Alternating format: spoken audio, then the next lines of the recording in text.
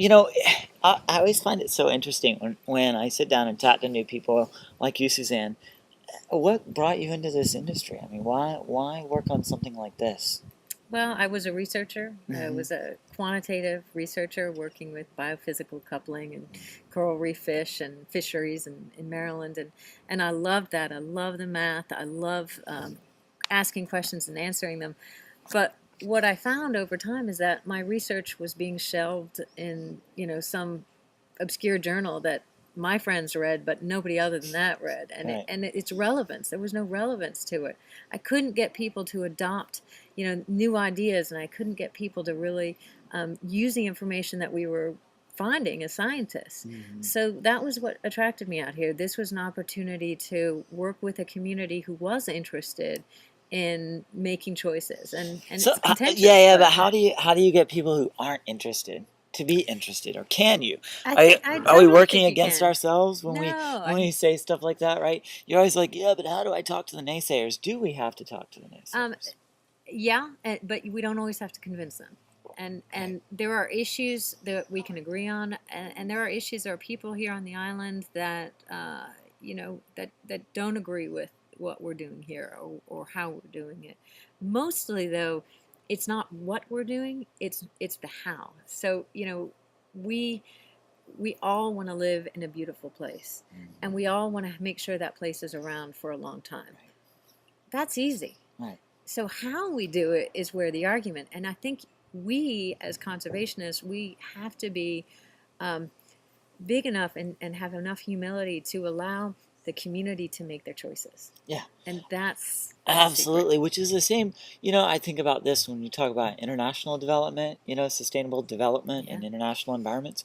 If you come in with a solution and you try to absolutely. throw it on top of the community, it might last for 5 years, it might Yeah, last for 10 years. Hey, it might even last for 20 years. yeah, But ultimately, as soon as the community disconnects from that project right. or as soon as the person who's pushing it disconnects from that Yeah, project because they get fired or they run out of funding, that's right. guess what? The It's community gone. hasn't stepped up. That's right. And If the community isn't behind any kind of conservation, it's going to fail. And that's not just you and I saying that. We can mhm, quantify that. That's in the books. right, Some obscure researcher has figured that out already. right, We right. know that. So that talking to people, working with communities, working with diverse opinions, and Mhm. things get heated. And we've got kids running around here. It's great, It's but all good. things get heated, and always remembering not to take things personally. That's the real secret. Yeah. And if you can do that, it's so inspiring. I'm inspired every day by the decisions that the people that I work with make.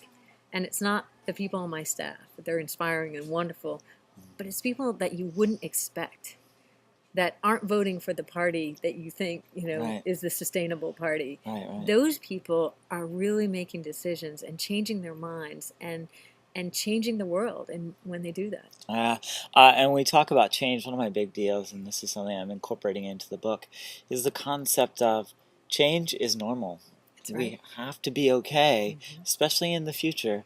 And I think this future generation is getting ready for that because they're constantly bombarded by new Yeah, information. yeah, Like change is almost ingrained in their genetics. yeah, Whereas and I was probably the first generation where that happened to, where the mobility was just yeah, everything. And of course, I've been very mobile lately, yeah. but in terms of mobility, like for your job and moving here and moving there and going to do this, so people, in their 30s, soon to be 40s, like myself, you you come to this place where you get excited because you see that there is a generation that can deal with this constant change, That's which right. is what happens That's with right. sustainability. That's right. Yeah.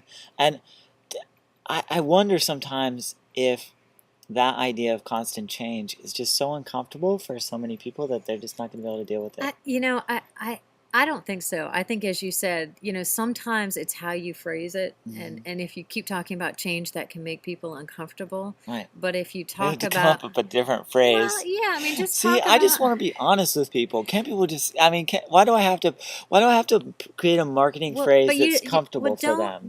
just don't phrase it in the negative. Don't say we're getting rid of this. You can't do this anymore. That's What true. can you do?